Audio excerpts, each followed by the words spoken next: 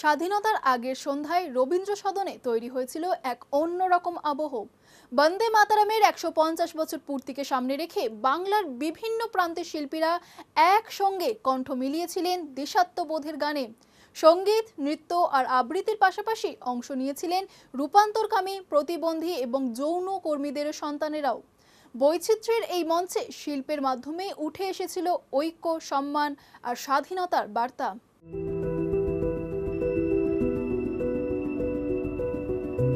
স্বাধীনতা দিবসের আগের সন্ধ্যায় দেশাত্মবোধের আবেগে ভেসেছিল কলকাতার রবীন্দ্র সদন। 14ই আগস্ট বিকেল 5টায় সেখানে অনুষ্ঠিত হয়েছিল বিশেষ প্রাক স্বাধীনতা দিবসের অনুষ্ঠান সহস্র কণ্ঠে বন্দে মাতরম। বন্দে মাতরমের 150 বছর পূর্তিকে সামনে রেখে বাংলার বিভিন্ন প্রান্তের শিল্পীরা একসঙ্গে এই গানে শ্রদ্ধা জানিয়েছিলেন। অনুষ্ঠান শুধু একটি গানকে কেন্দ্র করে আয়োজন করা হয়নি। আবৃত্তি, সঙ্গীত এবং নৃত্য আলেখ্যের মাধ্যমে স্বাধীনতার আবেগকে তুলে ধরা হয়েছিল। অনুষ্ঠানের অন্যতম বিশেষ দিক ছিল সমাজের বিভিন্ন প্রান্তের শিল্পীদের অংশগ্রহণ।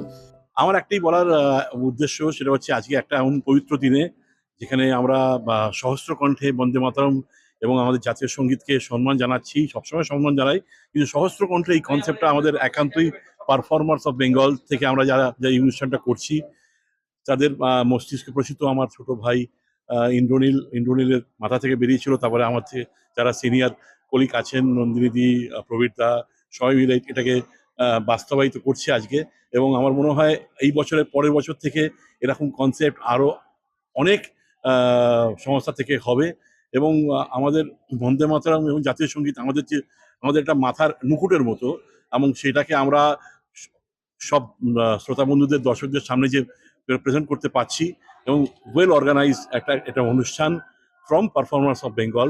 এবং আমাদের পশ্চিমবঙ্গ সরকারকে থেকে যে সহযোগিতা আমরা এখন পেয়েছি হল সংক্রান্ত বিষয়ে, আমরা অনেক শুভেচ্ছা জানাই। এবং আমার মনে হয় দারুণ একটা সুন্দর অনুষ্ঠান হতে চলেছে।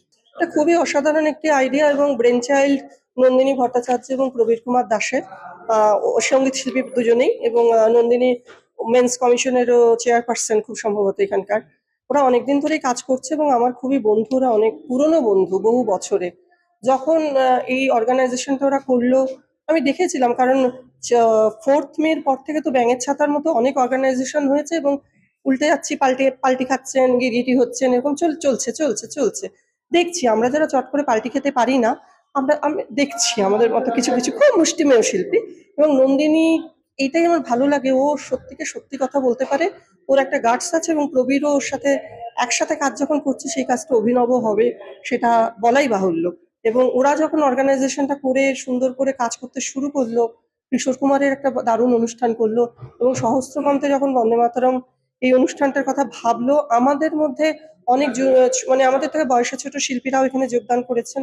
এবং যখন আমাকে বললো, আমি খুব গ্ল্যাডলি ওদের সাথে যুক্ত হলাম, কারণ কোনো ভালো কাজ করার ইচ্ছা আমার সবসময় আমি একা একটা মাইক্রোফোন নিয়ে গান গেয়ে যাবো, এই মানসিকতা আমার কোনোদিনই ছিল না, এখন তো আরো নেই। নতুন ছেলেমেয়েরা আসুক, নতুন ভয়েস তৈরি হোক, জেলা শহর, গ্রাম শহর থেকে ছেলেমেয়েরা আসুক, এটাই আমাদের ইচ্ছে। এবং ভবিষ্যতে এই অর্গানাইজেশনের আরো অনেক ভালো পরিকল্পনা আছে সঠিকভাবে কাজ করার জন্য।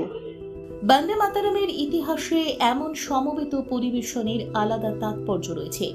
1896 সালের কলকাতা কংগ্রেস অধিবেশনে রবীন্দ্রনাথ ঠাকুর। দেখুন এই সময়ের তথ্য ও চিত্র প্রতিদিন রাত 9টায় ও সকাল 8টায় শুধুমাত্র চ্যানেল 1-এ।